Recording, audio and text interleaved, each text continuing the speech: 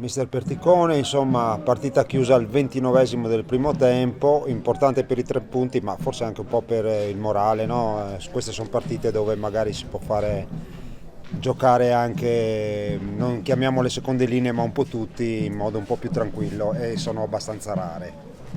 No, diventano dopo perché poi so come funziona, è bellissimo, quindi adesso il Portogruaro diventa automaticamente una squadra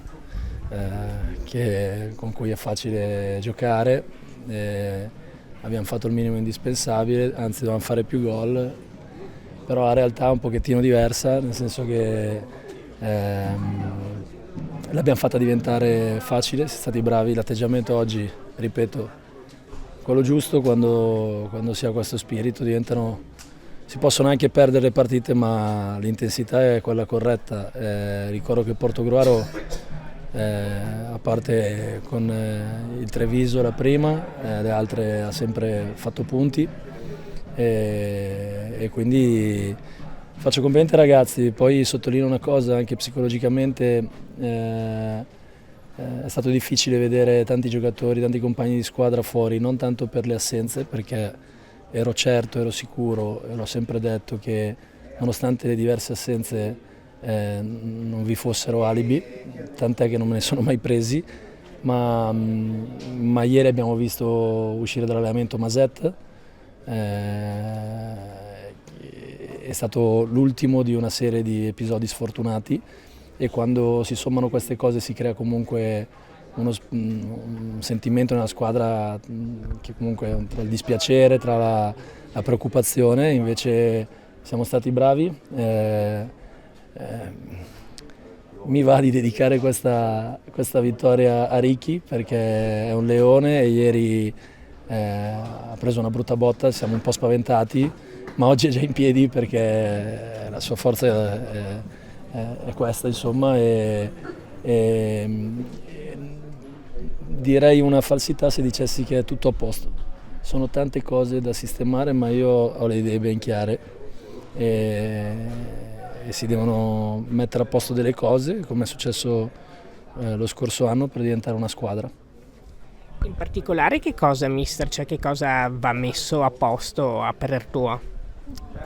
Ecco, sono cose che a lei adesso faccio fatica a dire pubblicamente, però piano piano ci lavoriamo e sappiamo che tante piccole cose vanno sistemate. Che risposte ha avuto dai giocatori che sono scesi in campo oggi e che avevano giocato, diciamo, meno nelle partite precedenti? Non chiamiamoli riserve, logicamente. No, in realtà oggi la formazione che è andata in campo è una formazione dove non ci sono giocatori da juniores, quindi per me tutti i giocatori che mi ha dato a disposizione la società sono prime linee, l'ho sempre detto dal primo giorno, quindi non c'era assolutamente nessun tipo di alibi. Si fa fatica poi quando si è in pochi anche nella gestione della settimana, negli allenamenti, ecco. Poi sono contento perché comunque avete visto tutti che dopo una sconfitta a Charlins, comunque dove eravamo un pochettino rimaneggiati, la risposta c'è stata.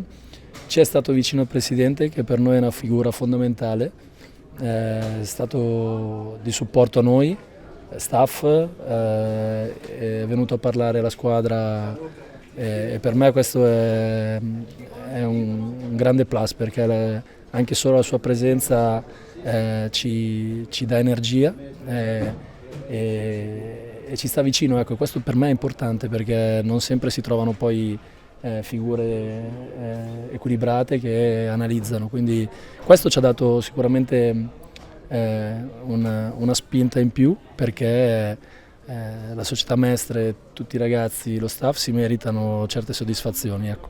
E quindi è un peccato poi per via di mille cose magari lasciare andare qualcosa.